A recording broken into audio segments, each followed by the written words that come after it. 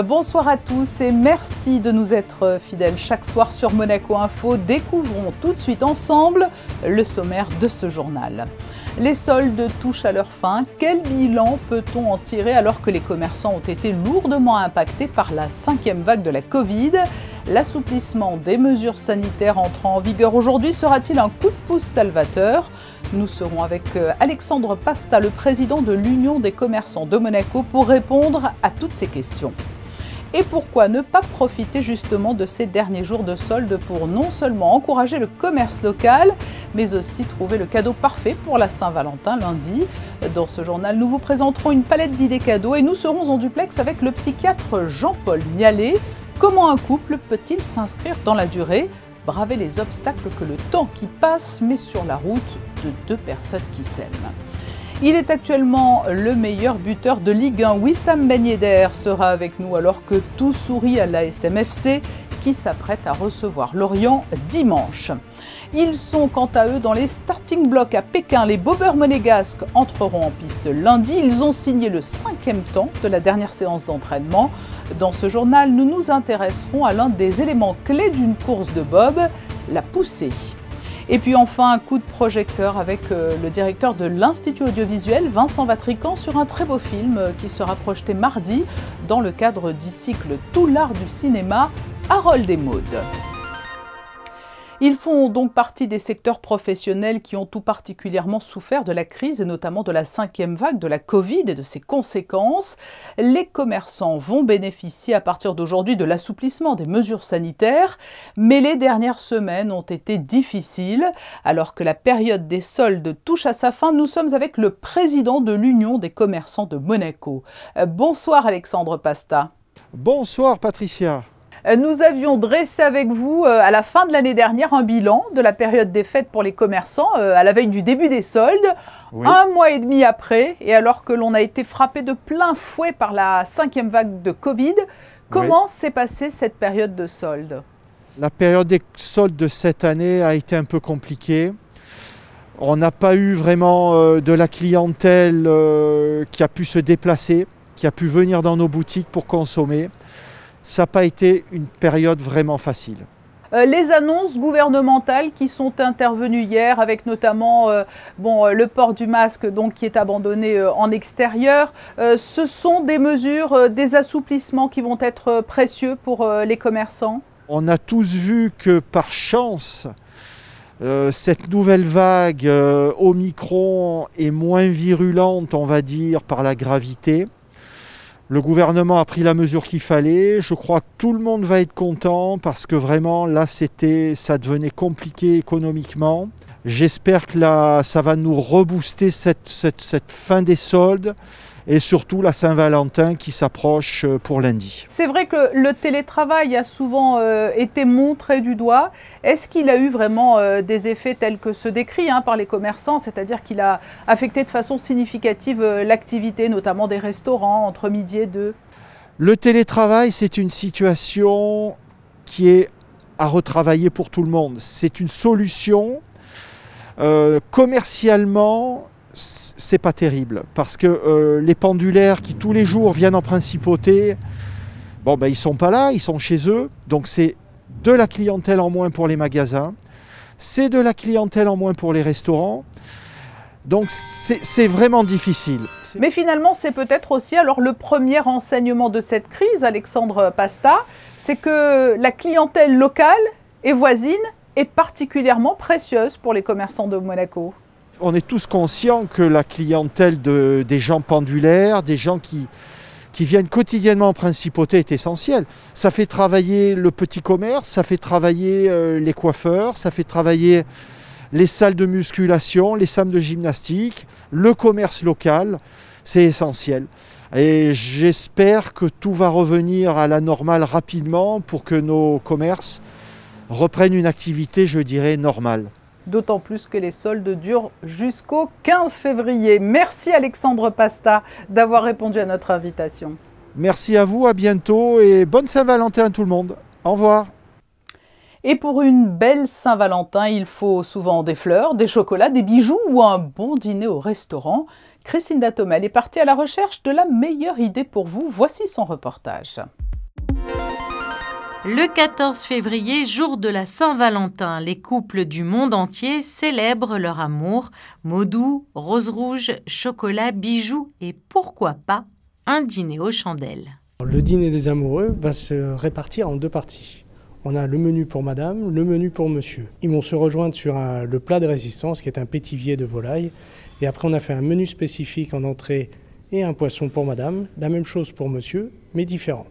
Le foie gras pour monsieur, la sole pour madame et le turbo pour monsieur. Le champagne sera également au cœur des réjouissances pour accompagner ce repas romantique qui sera donné pour l'occasion dans une salle de prestige, la salle Belle Époque de l'hôtel Hermitage. Autant d'attention et de preuves d'amour donc qui touchent l'être aimé. Les fleurs restent cependant également un grand classique quand on parle d'amour, la rose rouge étant l'emblème éternel de la passion, mais pas que. Forcément de la rose rouge, mais on voit que d'année en année, les gens, et surtout les messieurs, aiment offrir d'autres choses. Un très très beau bouquet sauvage, pour être un peu moins classique qu'un grand bouquet de roses rouges. Certes, c'est toujours très beau, mais on peut faire d'autres choses avec des mélanges de fleurs, où la rose sera bien entendu l'élément principal, mais mélangé avec d'autres fleurs. Mais savez-vous pourquoi nous fêtons la Saint-Valentin un 14 février ? Car au XIXe siècle, en Grande-Bretagne, ce jour-là était célébré comme une fête des amoureux, car l'on pensait que les oiseaux choisissaient ce jour pour s'apparier. Il n'y a pas d'âge pour gâter sa moitié, mais il est vrai qu'en revanche, de petites attentions entretiennent l'amour, mais pas seulement. Quelle est la recette du grand amour qui dure dans le temps? Le psychiatre Jean-Paul Mialet est notre deuxième invité. Il est l'auteur du livre « L'amour à l'épreuve du temps ». Bonsoir. Bonsoir Patricia. Les couples devaient jusqu'à présent faire face à une redoutable difficulté, le temps. À cela s'ajoute désormais une crise qui est presque sans fin. Tout d'abord, peut-être, et fort de votre expérience, est-ce qu'il y a une constante ou 1000 raisons au secret des couples qui durent? Je pense qu'ils ont déjà une bonne raison de durer, c'est qu'ils ont pris conscience que c'était une chance d'être deux et que dans ces conditions, ils font attention à entretenir leur couple. Ils font attention au partenaire avec lequel ils vivent et ils ne laissent pas dépérir la relation. Ça se construit en quelque sorte, un couple. Il y a des étapes à franchir ensemble?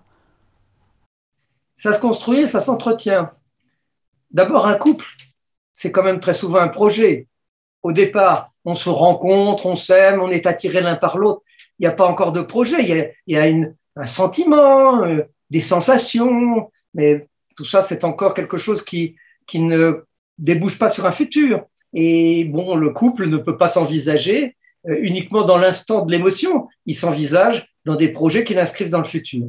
Et est-ce que la quête de passion, au départ, n'est-elle pas peut-être une chimère, ainsi que les représentations idéales que l'on peut avoir des couples au cinéma La passion est une chimère, mais c'est une chimère bien heureuse, il faut vivre ça. C'est un moment d'émotion très positive. Et si le couple a la chance de se construire au départ sur une passion, il en gardera les traces toute sa vie. Ça lui servira comme un trésor sur lequel il peut revenir pour reprendre un peu de souffle quand il est un peu à plat. On a le sentiment aujourd'hui qu'il y a beaucoup plus de séparation qu'à une autre époque. Est-ce que c'est lié à l'évolution des mentalités, peut-être une envie de vivre et de ne résister à aucun appel, une forme de volonté d'être libre? Mais notre époque est quand même une époque de sacralisation de la liberté, oui. Aujourd'hui, tout se passe comme si la responsabilité était uniquement à l'égard de soi-même. Il faut accomplir son existence en étant libre et en s'émancipant de toutes les entraves. Est-ce qu'on ne se lasse pas vite et que l'on veut de la nouveauté sans cesse? On lit souvent l'amour dure 2-3 ans. Oui, l'amour dure 2-3 ans si on le confond avec la passion. Mais si on a de l'amour une vision qui est justement un peu plus celle d'un partage et d'un chemin accompli à deux, alors non, ça dure et ça peut durer toute une vie. Et quelle est la place ou la part qu'occupent les enfants dans la longévité d'un couple? Sont-ils le ciment d'un couple, comme on a coutume de le dire, ou au contraire, amènent-ils des obstacles supplémentaires?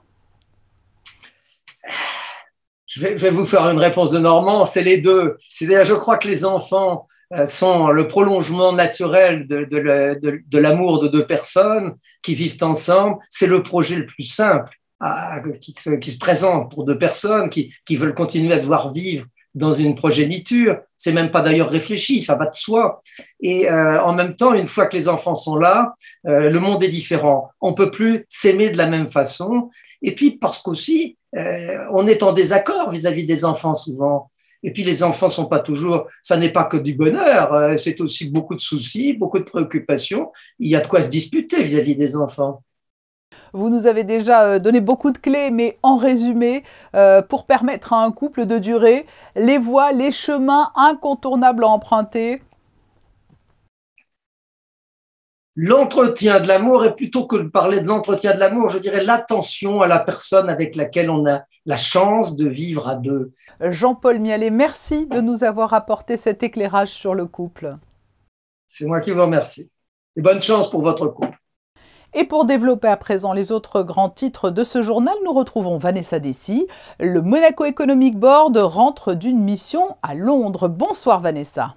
Bonsoir Patricia, bonsoir à tous. La mission avait lieu les 8 et 9 février dernier afin de recréer des liens en présentiel dans la capitale britannique. Une opération qui vise à promouvoir Monaco auprès d'investisseurs, entrepreneurs ou de potentiels futurs résidents. Capitale financière internationale dotée d'une forte attractivité, Londres constitue l'un des terrains de jeu favoris pour qui souhaite rencontrer des représentants de gestionnaires de fortune. La mission s'est soldée par de nouveaux contacts, de futures actions communes au cours de l'année et des prochains partenaires d'événements de promotion. Le prochain défilé Chanel aura lieu à Monaco. Oui Patricia, la maison de haute couture a choisi la principauté pour déployer son podium glamour et présenter sa collection croisière 2022-2023. Et si le lieu et le déroulé de cet événement n'ont pas encore été dévoilés, Chanel vient de confirmer l'information, donnant ce rendez-vous le 5 mai prochain. Cet appel aux dons, un bel élan de solidarité se met en place pour restaurer l'église d'Èze. Le village d'Èze est bien connu des touristes du monde entier pour son atmosphère médiévale et sa vue spectaculaire. Son église dédiée à Notre-Dame de l'Assomption est un lieu très prisé de ses habitants. Malheureusement, l'édifice connaît aujourd'hui une importante dégradation. Par faute d'infiltration d'eau, les autels s'effritent dangereusement, les fresques s'effacent progressivement, les dalles du sol sont détériorées par l'humidité. La commune a donc lancé une grande opération de restauration. Toutefois, les moyens actuels ne permettent pas de mener à bien ce vaste chantier. Si vous souhaitez faire un don, il vous suffit de vous connecter sur le site internet de la Fondation du Patrimoine. Et n'oubliez pas que la deuxième journée du Monaco Run sera couplée demain dimanche avec la grande marche Pink Ribbon dans les rues de Monaco. Effectivement, vous êtes attendus ce dimanche à 10 h sur le port Hercule afin de parcourir 5 km pour la bonne cause. Les inscriptions sont disponibles uniquement en ligne sur le site internet de la Monaco Run. Comme chaque année, cet événement permet de contribuer à la lutte contre le cancer du sein, à sensibiliser et à éduquer sur les méthodes de dépistage et prévention du fléau. Et la page sportive de cette édition, l'AS Monaco FC reçoit dimanche Lorient au Stade Louis II. Tout sourit actuellement au club de football monégasque et à son attaquant Wissam Ben Yedder qui occupe la tête du classement des meilleurs buteurs de Ligue 1. Il s'est confié sur cette belle réussite à Yannick Debever. Oh, je me sens bien, je me sens plutôt bien dans mon football. Dans la sensation que j'ai avec les coéquipiers, tout se passe bien. Donc c'est très bien. Le groupe vit bien, on s'entraîne bien, on est content à l'entraînement, on gagne aussi, donc on vit très très bien. On sait que c'est important d'avoir une bonne cohésion, de s'entretenir entre nous. Donc on voit les jeunes qui prennent beaucoup de plaisir, moi j'en prends beaucoup aussi. On essaie de chercher entre nous, de pouvoir se trouver et de pouvoir faire la différence quand on a le ballon. Ouais, il y a énormément de plaisir. On sait qu'on a 3 compétitions entre guillemets, entre l'Europa League, la Coupe et le championnat, aller chercher encore un peu plus loin, ce qui veut la Ligue des Champions et l'Europa League. Donc forcément, on aura des matchs à venir. On essaie d'être serein et d'être sûr de nos forces pour pouvoir y arriver. Un homme heureux, une équipe qui peut l'être aussi. Je vous le rappelle, demain, l'AS Monaco FC recevra Lorient. Notre point quotidien sur les Jeux Olympiques d'hiver de Pékin. L'équipe de bob à 2 a effectué son dernier entraînement officiel aujourd'hui. Rudy Rinaldi et Boris Vian ont signé le 5e temps sur la piste du Centre national de sport de glisse de Yanqing. Ils ont également appris qu'ils partiront premier lundi pour la première manche. L'équipe de Monaco Info était d'ailleurs avec eux sur place quand ils ont appris cette nouvelle, accueillie avec beaucoup de joie, cette place leur permettant de profiter d'une piste claire. Pour rappel, le bob à 2 monégasque a pour ambition de faire mieux que la 19e place obtenue à Pyeongchang en 2018. Les athlètes se sont entraînés durement pour y parvenir. Émilie Rousseau et Alexandra Marangoni les ont suivis lors de leur ultime entraînement avant leur départ pour la Chine et elles se sont intéressées à l'un des éléments clés d'une course de bob, la poussée. De la force athlétique, de la préparation physique, du travail sur piste, voilà les clés d'un entraînement de bobsleigh.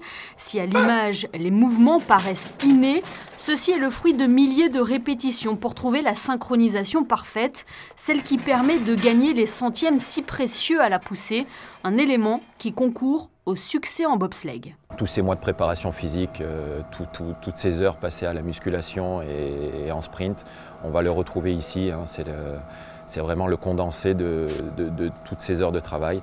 Il faut qu'ils poussent en même temps, donc coordination, et il faut vraiment mettre tout ça là à la poussée dans un moment très bref. Vous avez vu, ça dure pas longtemps, ça dure 4 secondes, 4 secondes et quelques, donc c'est très bref.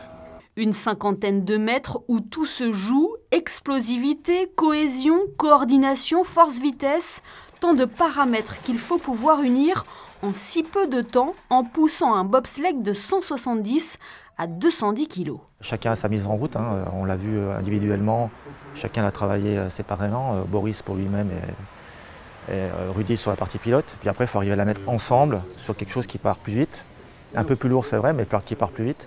Et bon, c'est ce qu'on voit, les derniers détails ils sont là. Bon, mais il peut y avoir toujours un petit décalage sur la synchro, mais ça peut aussi arriver en course. On ne peut pas toujours être parfait, mais on essaie de minimiser tous ces temps. Une fois la poussée effectuée, le pilotage reste l'autre part déterminante de la course. Objectif, assurer les meilleures trajectoires pour maximiser la vitesse. Sous ses aspects accessibles, le bobsleigh reste une discipline qu'il faut savoir maîtriser. Il est l'un des sports les plus spectaculaires des Jeux Olympiques d'hiver. Les 2 premières manches de l'épreuve de bob à 2 des JO auront lieu lundi à partir de 20h05 heure chinoise, 13h05 notez-le heure de Monaco. Nous suivrons leurs résultats de près, tout comme sûrement les élèves de la classe de 9e A de l'école des Rêvoirs. Ils ont adressé un dessin très touchant aux bobeurs, des encouragements qui prennent une dimension particulière car cette classe compte dans ses rangs la fille d'Anthony Rinaldi, Livia Anthony Rinaldi, le remplaçant de l'équipe de bobsleigh et frère du pilote Rudy. Voilà pour le petit clin d'œil. Place maintenant au cinéma et la projection à venir au théâtre Princesse Grâce du film touchant qui avait été salué par la critique lors de sa sortie dans les années 70. Harold et Maude, Vincent Vatrican et Fabien Bonilla nous le présentent. Vincent Vatrican, bonsoir. Bonsoir Fabien. Aujourd'hui, on va parler d'un monument du cinéma de 1971, Harold et Maude. Ça vous va quand je dis un monument? On peut dire un monument, c'est un film qui marquant, qui est presque un film culte, oui. Peut-être même, j'allais dire, et c'est une des raisons de son choix, la pièce de théâtre qui a découlé du film est devenue et a contribué beaucoup à faire de l'original une œuvre cultissime. Le film tourné en 71, je crois que la pièce date de 73 et a été rendue célèbre par une immense actrice qui s'appelait Madeleine Renaud. Et tout le monde a vu au moins une version de Harold et Maude pour le théâtre, peut-être moins le film. C'est pour ça qu'on le programme cette année dans le cadre de théâtre et cinéma avec le théâtre Princesse Grâce. Quel est le pitch? Ça doit être un mot qui vous plaît, ça. Quel est le en pitch français, Fabien? Ou alors, quelle est l'histoire? L'histoire est connue. C'est l'histoire d'un jeune homme qui est né dans une famille extrêmement riche et qui s'embête. Et en fait, sa passion, c'est de... C'est le suicide. Voilà, c'est ça. C'est d'organiser des suicides manqués, tous plus incongrus les uns que les autres. Et c'est comme ça que non seulement il fait ça, mais il suit aussi les enterrements de gens qu'il ne connaît pas. Il aime bien cette ambiance lugubre et il rencontre un jour une vieille dame. Qui fait pareil, je crois, qui va aux obsèques de gens qu'elle ne connaît pas. Absolument. Et une histoire va naître entre ces deux personnages farfelus qui va effectivement aller jusqu'à une histoire d'amour, ce qui d'ailleurs a été un peu décrié à l'époque dans la presse. Et c'est un film pour lequel j'ai infiniment de tendresse. C'est un jeune homme absolument cynique qui rencontre une vieille dame pleine de vie et positive. C'est ça, c'est le tour de force de ce film dont le propos est quand même relativement subversif. C'est que il n'est question que de gens qui ont une relation à la mort, mais c'est un film qui est débordant de vie. Et poétique, c'est à la fois cynique et poétique. Voilà, et c'est la vraie performance de ce film, qui est presque un film sans âge. Quand on dit aujourd'hui, ah bah tiens, j'ai vu Harold et Maude, le film ou la pièce, peu importe, on peine à penser que le film est de 71, on pense que c'est quelque chose d'assez récent. C'est un film transgénérationnel quelque part, et vraiment d'une très belle poésie, très ironique. Il faut dire que Hal Ashby est un cinéaste américain peu connu. Oui, c'est son chef-d'œuvre, on peut dire. C'est son chef-d'œuvre, incontestablement, qui est un film qui est vraiment resté dans l'histoire du cinéma. Il a par ailleurs assez peu tourné, mais ce film-là est vraiment excellent. En attendant, allez voir Harold et Maude au Théâtre Princesse Grace le mardi 15 février à 20h. Merci Vincent Vatrican. Merci Fabien.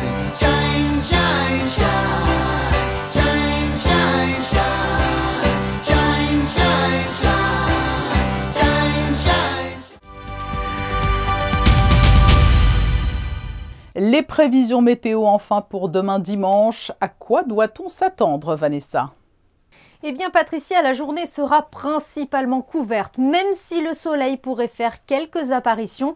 Des rafales de 18 km/h pourraient être attendues sur le territoire. Les températures iront de 6 à 10 degrés. Le soleil se lèvera à 7h30 et se couchera à 17h58. Et nous fêterons les Béatrices.